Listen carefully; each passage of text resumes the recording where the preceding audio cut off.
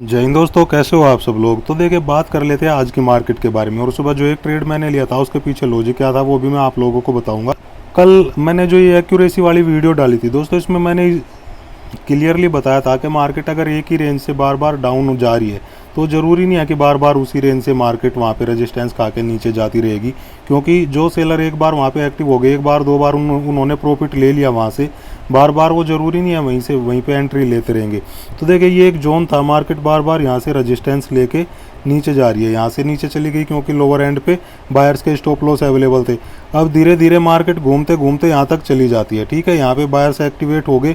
Market जैसे ही उस range को टच करती है, मार्केट में एक सडन डाउनफॉल आता है, ये बायर्स को मार्केट आउट कर देती है। तो दो बार यहाँ पे सेलर्स ने प्रॉफिट कमा लिया अच्छा खासा। अब जरूरी नहीं है कि मार्केट बार बार उनको यहीं पे प्रॉफिट देती रहेगी या वो बार बार इसी लेवल के आसपास आएगी मार्केट, तब वहाँ पे एक्टिवेट होते रहेंगे।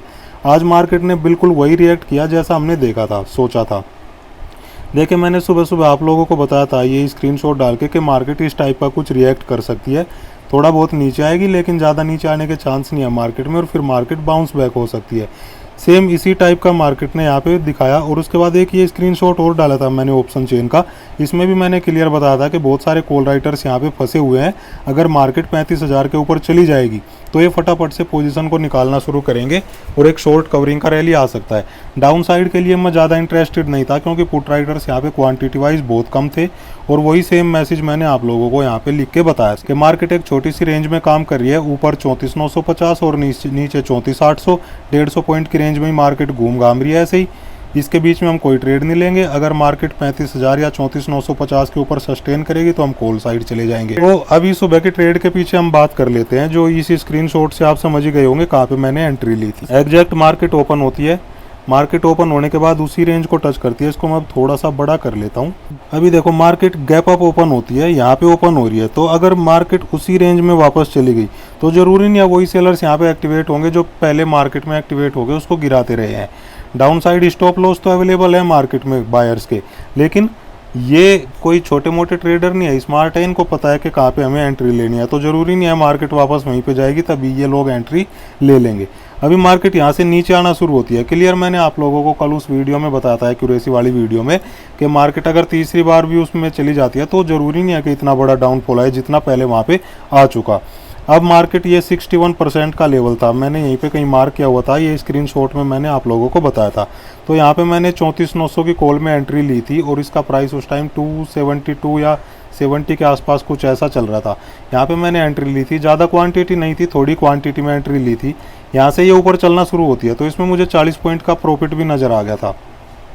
उसके बाद मार्केट यहाँ से नीचे आई, ये मैं इतना एक्सपेक्ट नहीं कर रहा था इतना नीचे आएगी। मैं एक्सपेक्ट कर रहा था एक रिट्रेसमेंट के बाद वापस मार्केट बाउंस बैक हो जानी चाहिए यहाँ से, या तो थोड़ा बहुत होल्ड करेगी ऊपर होल्ड करके फिर एक मार्केट अपसाइड मोमेंटम हमें दे सकती है। लेकिन यहाँ से कंटिन्यू मार्केट नीचे आती रही, तो मैंने वेट करना ही वहाँ पे सही समझा, क्योंकि या तो स्टॉप लॉस जाएगा या तो मार्केट प्रॉफिट दे के जाएगी।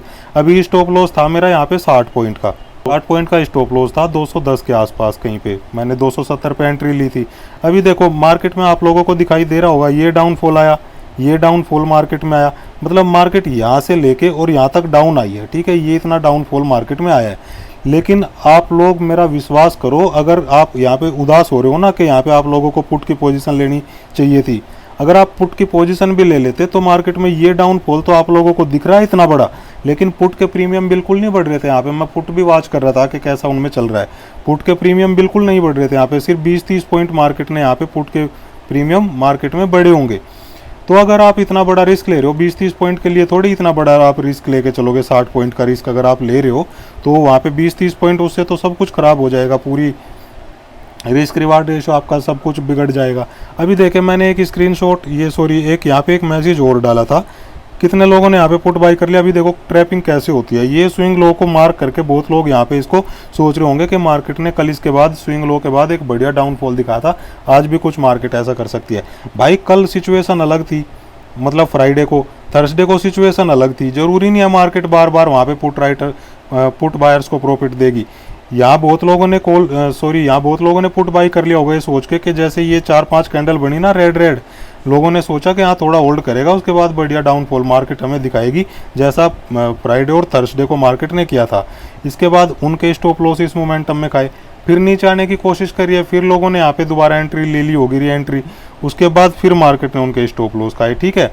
और मैं इसी चीज़ का वेट कर रहा था, यहाँ पे बहुत लोगों के स्टॉप लॉस गए होंगे। यहाँ पे मैंने एंट्री ली थी, यहाँ तक मैंने होल्ड किया, तो उसने अपना लो लगाया, मैंने 270 के आसपास एंट्री ली थी, 252 का मैंने यहाँ पे अपना मतलब ये जो लो लगाया, तो उसका प्राइस 34,900 की कॉल का 252 तक आ गया था, यहाँ तक मुझे लॉस देखना पड़ा। अब इसलिए देखो, मैं इसलिए टेलीग्राम चैनल पे आप लोगों को कॉल नहीं देना अभी दे रहा हूँ, क्योंकि 270 पे अगर मैं आप लोगों की एंट्री करवा देता, जैसे मार्केट ये नीचे, एक तो पेशेंस कोई नहीं रखना चाहता, सबको सडन मूवमेंट चाहिए, ठीक है। यहाँ से मार्केट तुरंत ऐसे चली जाए, पेशेंस कोई नहीं रखना चाहता, सबको एकदम सडन मूवमेंट चाहिए, बिल्कुल 10 पॉइंट का लॉस नहीं देखना चाहते कि मार्केट एकदम उन्हें प्रॉफिट देना शुरू कर दे। कितने लोग यहाँ से अगर मेरे साथ एंट्री लेते, यहाँ से लेके और यहाँ तक वेट कर पाते? इतने लोग बताओ, आधा एक घंटा, कितने 1 घंटे की बात है, कितने लोग यहाँ पे वेट कर पाते? बिल्कुल कोई नहीं कर पाता। जैसे ये डाउन फॉल आना शुरू होता या ये डाउन फॉल आना शुरू होता ना, यहीं पे लॉस में एग्जिट मार लेते और फिर बोलते कि हमारा लॉस हो गया। ये दिक्कत है, इसलिए टेलीग्राम चैनल पे मैं अभी कॉल देनी बंद कर दी, अपडेट देने बंद कर दिया कि मैं क्या बाई कर रहा हूँ, क्या बाई नहीं कर रहा हूँ।